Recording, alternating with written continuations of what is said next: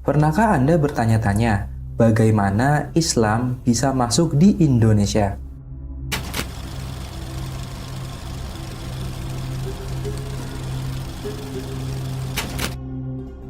Survei pada tahun 2010 menunjukkan bahwa Indonesia adalah negara dengan penduduk muslim tertinggi di dunia.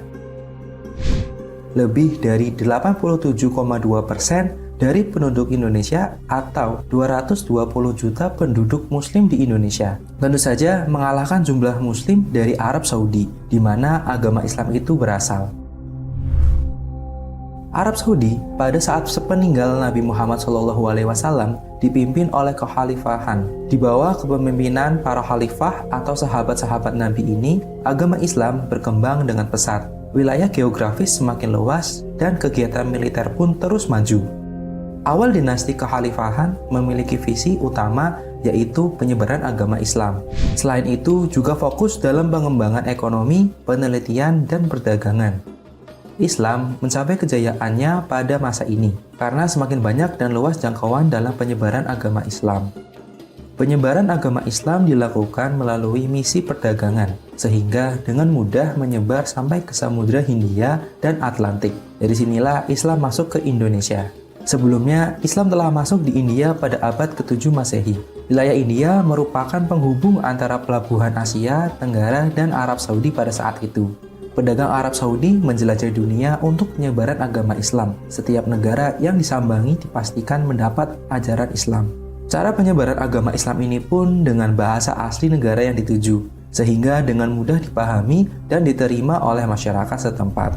Dinasti Abbasiyah pernah masuk ke Indonesia pada awal abad ke-8 Masehi. Saat itu belum menyebarkan agama Islam kepada pedagang Indonesia. Islam baru mulai masuk dan menyebar luas pada abad 12 dan 13 Masehi. Pedagang India juga salah satu penyebar agama Islam di Indonesia.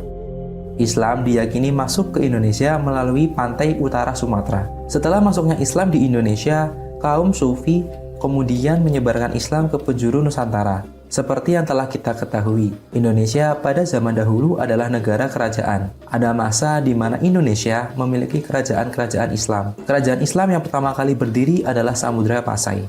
Kerajaan Samudra Pasai memiliki bukti sejarah Islam dengan adanya nisan makam raja pertamanya, yaitu Sultan Malik As-Saleh, ditemukan oleh Marco Polo pada abad ke-12 Masehi. Sejarawan dari Cina menyebutkan bahwa Islam yang masuk di Indonesia sebagian berasal dari Timur atau Arab Saudi dengan paham tasawuf. Penyebaran Islam meluas hingga Malaka. Lalu berdirilah kerajaan Islam kedua di Indonesia, yaitu Kerajaan Malaka. Terus menyebar hingga berdiri peradaban kerajaan Islam di pulau lain. Masuknya Islam ke Pulau Jawa banyak didorong oleh Muslim Cina. Mereka membantu Kerajaan Malaka dalam proses penyebaran Islam di Indonesia, khususnya memasuki Pulau Jawa, di mana Kerajaan Majapahit saat itu sedang dalam masa krisis. Muslim Cina turun tangan dalam hal perdagangan, militer, dan keperluan lainnya. Muslim Tiongkok didirikan di beberapa daerah di Jawa dan Sumatera guna memperluas dan mempermudah dalam penyebaran agama Islam. Hal tersebut menggeser kerajaan-kerajaan Hindu-Buddha yang telah lebih lama ada di Indonesia, namun tidak menimbulkan konflik yang berarti pada saat itu. Umat Hindu-Buddha menerima datangnya agama Islam yang dibawa oleh para pedagang-pedagang Muslim dari India. Umat Hindu-Buddha menerima datangnya agama Islam yang dibawa oleh pedagang-pedagang Muslim dari India, Arab, dan Cina itu. Banyak di antara mereka yang akhirnya menjadi mu'alaf. Wilayah Indonesia yang strategis banyak dan mudah dilalui oleh pedagang-pedagang dari luar yang masuk ke Indonesia, sehingga banyak pula pemahaman agama lain yang masuk. Setelah masuknya agama Islam ke Indonesia, Eropa masuk membawa agama Kristen dan disebarluaskan di Indonesia. Hal tersebut tidak meruntuhkan Islam di Indonesia. Sampai saat ini, Islam masih menjadi agama yang paling banyak dianut oleh masyarakat Indonesia.